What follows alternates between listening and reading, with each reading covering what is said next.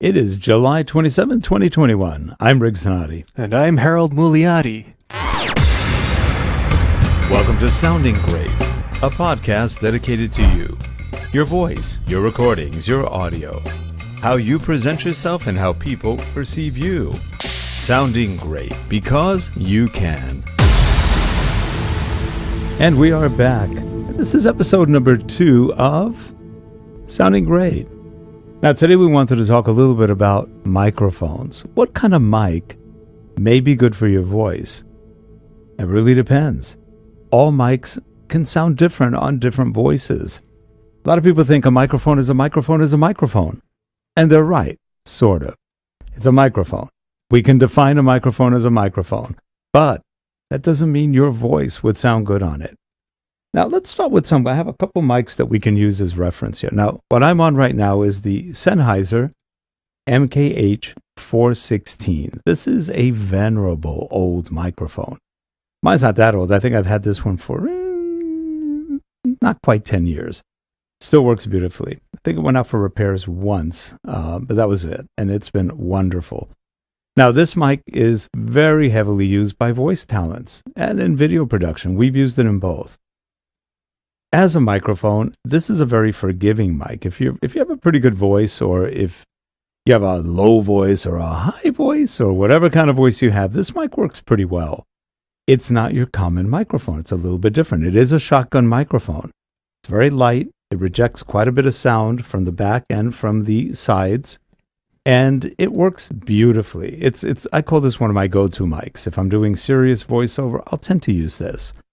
But I use other mics too.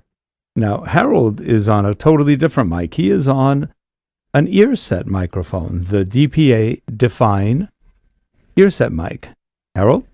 Yes, this one is it's also a condenser mic with a very small capsule, so it does require, like other condenser mics, like what Rick's on, it requires you to deliver 48 volt phantom power to it.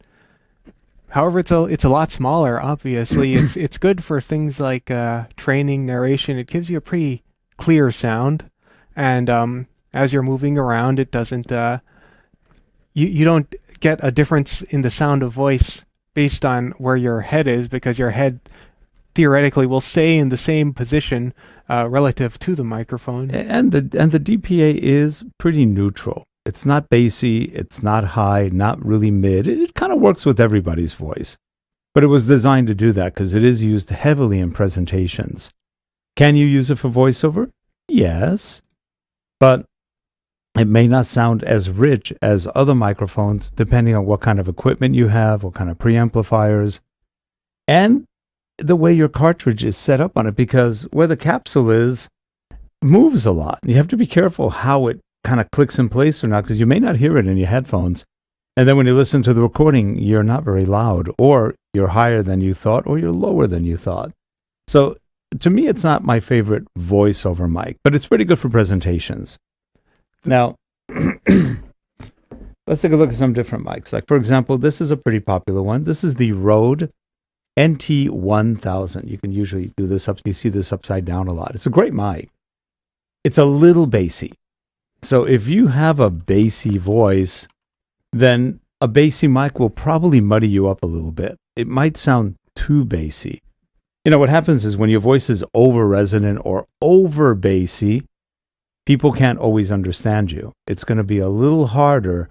I know one guy, he's got a really bassy voice, and when he puts it on a mic like this, it's awful. It just doesn't sound good. Not a good sound. It's not articulate enough. So he would need a brighter mic. But this mic is really good for voiceover work and any pretty much general purpose voice work. It's not specifically for any kind of voice, but usually if you have a mid to lower voice, it's adequate, but a low voice I wouldn't use it for. A high voice would probably be okay with this because it would slightly deepen it a bit. So this is about a $400 microphone. By the way, the Sennheiser this MKH416 is about $950, I think, right now. Maybe even $900. Used to be $1,500 years ago. And the DPA Define, I think, is about $600, somewhere around that range. So Bigger is sometimes not as expensive as smaller. So another mic. Now this is a totally different mic. This is, you've heard of the Neumann, maybe you haven't. The Neumann U87. That is one of the standards for voiceover.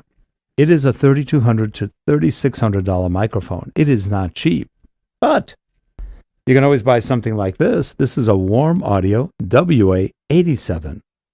It is a replica of the U87. It looks almost exactly like a U87, same switches, does not have the logo on the back like the Neumann. It does have one on the front, but it is not a Neumann logo. It's a Warm Audio logo. And this microphone sounds not exactly like a U87, but it does sound really, really good. $600, $599. This will get you a very nice sound without having to spend $3,200. Will people notice a difference? Most won't have a clue, because most don't know what a Neumann is or how it sounds or anything else. Not all Neumanns will sound good on all voices either. So this is a pretty good replacement if you don't have the money or you want something that's similar. Warm Audio WA87. It's a pretty good mic. Now here is, it's like a shotgun, it's like a gun almost. This is the ElectroVoice RE27ND. This is a really nice mic. You can do voiceover with this. This is a dynamic microphone. Dynamic mics reject much more audio, much more sound from the sides and from the back, and are pretty clean. They don't require phantom power, but they do require a lot of gain, or more gain. This one isn't too bad.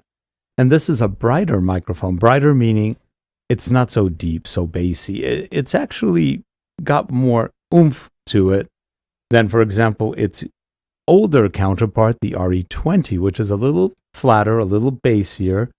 This one it just has a really good sound. I use this quite a bit. I've used it on the shows quite a bit. I don't think I've ever used it that much for voiceover work. Very, very rarely. I think I may have done a little bit with it, but not much. This is about a $400 to $450 mic. So it's not cheap, but it's a really nice microphone. If you do get this or any other kind of dynamic, get a Cloudlifter. That's going to give these mics much better sound, because the Cloudlifter will add another 20 to 25 dB of gain, taking it off of your amplifier, which is good because not all amplifiers give you a lot of gain. You okay, Harold? Yeah, I was just grabbing the Cloudlifter is what it is it's a small, rather simple amplifier. Like there's not a whole lot going on in here electronically, and that's by design, because that way it doesn't introduce anything extraneous into the signal, and it gives you a boost to your gain, so that if you have a dynamic mic like the one that Rick just showed, the RE27ND, or if you have something like another common one that people use this with is the Shure SM7B. Those are pretty common to see on podcasts, and that one in particular, you really need a lot of gain added to it. So something like this does help with microphones like that. And then moving on, this is a very popular voiceover mic. This is the AKG C214. Has a couple of switches, a low pass filter, I think, and a dB pad. I like this mic, but I don't like it. Does that make sense? Okay, this mic is extremely bassy. To me, it's over bassy. It's over modulated. This mic sounds good, but again, you've got to really watch your proximity effect on it. And you really have to watch how you're set up on your preamplifiers or your compressors, limiters, and gates, because it is bassy. I've used it a couple of times, and I find myself not. It's clear, but to me, it's too much bass. It's a nice mic. AKG, which is now part of Samsung, basically, makes good microphones. There is a model over this, but I think the main difference is that I think it's the 414. I think that one has multiple patterns. So it's a little bit different than this, which is strictly cardioid. It's a good mic, and it might fit your voice. If you have a voice that's probably in the mids or high, I'd say it's okay. If you have a low voice, I would shy away from. You would probably be too bassy.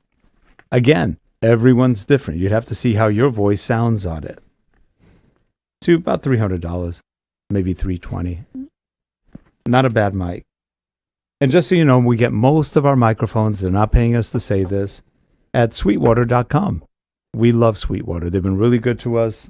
Great company. And they make good stuff. Now, here's another shotgun. Now, this is the Rode, RODE, NTG3. It's a really good shotgun. It's pretty clear, pretty articulate. It is bassy. It doesn't have to be, but it just by nature is. You could probably equalize it so it's not as bassy, but this is a bassy mic in its own essence. Another nice mic. This is about I think it's about $600 right now, maybe six. I think I paid $7.99 when I got it, and it went down. I think it's $6.99 or a little bit less.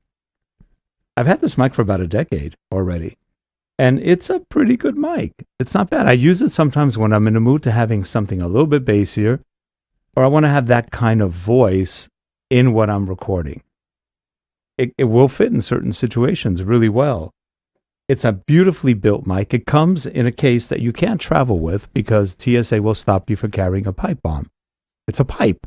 You really get a pipe with two ends, one which opens and one ending which doesn't. So this thing will never break inside of that case. It is solid. But like I said, if you're going through TSA, you will probably get stopped. Be careful. And do I have anything else here? No, I think that's it. That's it on mics today. We've got a lot of mics in here. This is what I grabbed real quickly. There's another mic. I didn't bring it out. It is the Shure KSM32. I don't think they make that anymore. So let's call it the Shure KSM32. That is an incredibly good vocal microphone. It was built primarily for voice. The 42 is the one I have. That is a dual diaphragm microphone. The 32, which costs about $400 versus $950 I paid for the 42, is only single diaphragm. That means one capsule, but it has the same basic sound. The nice thing about the Shure KSM42 and the 32 is that they don't color your voice too much. By color, they're not that bassy, they're not that high, there's not that much mids. It's very clean. So what you're hearing on the KSM42 is your voice. And people go, I don't like my voice. My voice doesn't sound good. And you may be right, or it just may be you not liking your voice. But if you have a good enough voice or you're comfortable with your voice, the KSM does a great job. It really is clean, and it sounds really good. On some of the shows we've done on other shows, I've used it quite a bit. I like it. It's a really good mic, but I have to be in the mood for it. Now, when you have enough mics, then you become spoiled, and you have to be in the mood for a mic. You know, there's really not that much need for it. You can choose what you want, and there are different mics for different occasions. There's mics that make you feel better in one way or another. So that's just one thing to think about. Not only will you sound good on a mic, and your voice will be amplified by that mic, but there may be some that make you feel better. And if a mic makes you feel good, then use it. That's going to be the mic for you. Harold, what mic do you like? I would say I haven't used a whole lot of different mics on my voice. I would say from what I've done over here, as far as doing the more audio engineering side of things, I actually do like the way that C214 sounds on you. And lately you've been getting into the Studio Project C1 more. I think that one's getting you a good sound. Yeah, we have that one. I had it on the boom. I didn't pull it off in my other studio. We have 2 studios in our offices. Well, 3 actually, because Harold's got one too. So in my office, I've got right now on the boom the Studio Project's C1, C as in Charlie. It's a great mic. I hated it for years. Here's another thing. Sometimes you'll buy a microphone and not like it much. That could be either you at that moment. It could be your settings. It could be just the mic. And then one day, out of nowhere, the lightning hits. And you try it on and you go, damn, I like this mic now. It just depends. I think there's a sweet spot around $300 for a really good mic. 400, you're getting something usually a little bit better. Then you get into 5, 6, 7, 900, you're getting a really good mic. There's some excellent mics there. In fact, we're going to be trying out some mics in the near future. I've got some requests that are going to go out to some people that I hope will send us some mics to test out, because there's some we really want to get our hands on, but right now we don't have enough budget to buy more mics. We've got, I think, about 20-something mics already. One of mine just died. That was an old Sennheiser MKH416, the ugliest mic ever built. I really think so. It looks like a really bad appliance from the 60s. I think it was probably built in the 60s. Ugly. Sounds okay. It's got 5 different sound patterns, and it's good. It's ugly, but it's good. It's a dynamic microphone, but it has a nice sound. I'm debating if I want to spend money to fix it or if Sennheiser will fix it for free. I think it's a cabling issue on the back in the transformer. Something probably went bad on it. That happened before with one of my 416s. They did it for free.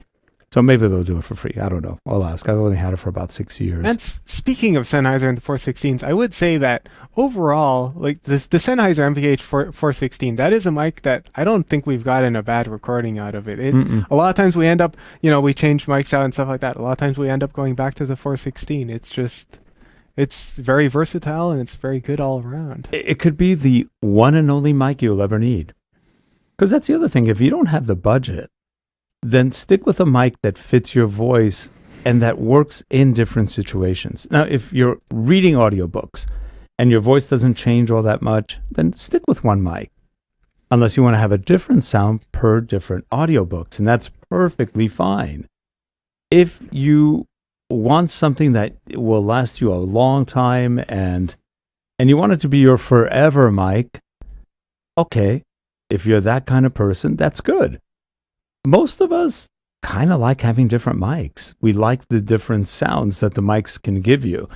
If you're happy with one or two, hey, that is great. It really is, because you're going to make the best out of those microphones. And there are some really good mics out there. So I would say if you're going to invest in a mic, I'd stick somewhere in the $300 range if you don't have the money. You can go cheaper, but you're probably not going to get as good a sound as you'd like. And we won't even talk preamplifiers now. This is strictly microphones and your voice. So again, your voice will sound different also at different times of the day. Like my voice right now, after lunch, I'm a little, not hoarse, but I could feel a little bit yuck. And that's what I live in Southern California. It's dry. This room we're in, our studio, is very dry. We didn't put the humidifier on today. And it feels dry. We've got a lot of sound dampening. And the sound dampening is, in this case, it's not the, what do you call this stuff? Fiberglass? Fiberglass. Yeah. It's fiberglass. I don't know if that does anything to us, but it definitely does. It works beautifully. It works much better than foam. But it seems to dry the place out more. Maybe it absorbs more, especially when it's dry. So for me, I notice it in my voice that from about 1 o'clock to about 4 o'clock our time here, I'm a little more tired voice-wise in here. When I'm home, I can talk all day. It doesn't bother me. Have you noticed on your voice, Harold, any times when you're more tired than others? I would say that, yeah, being in here for extended periods of time, it does get the voice a little drier. I suspect it does have to do with the thing is, it could be the sound treatment we have, but also we do have like just kind of thin panels on the ceiling here, and above that we have a big space above. Yeah. Because this building used to be, I don't know, warehouse. Well, at one point it was a warehouse, and then it became office building, and then we took it over as an office building where we are. But the 13 feet actually is good because it blocks we're on a flight path to Point Mugu Air Navy Base, and it's interesting. Today we've had about 20 or 30 planes go overhead. You can't hear them in here. It's rather interesting. We get no airplane noise, and we're talking F-16s, F-18s, F-22s, whatever they have. There's a lot of jets coming in here, and the afterburners are going sometimes, and they just have a good time making noise. In this room, we don't hear it. We hear it in our conference room and some other places, but not here. It's pretty quiet. So, again, that's a talk for another day. But anyway, if you have any questions, anybody in the chat room, any questions before we break off? None right now. Okay, none right now.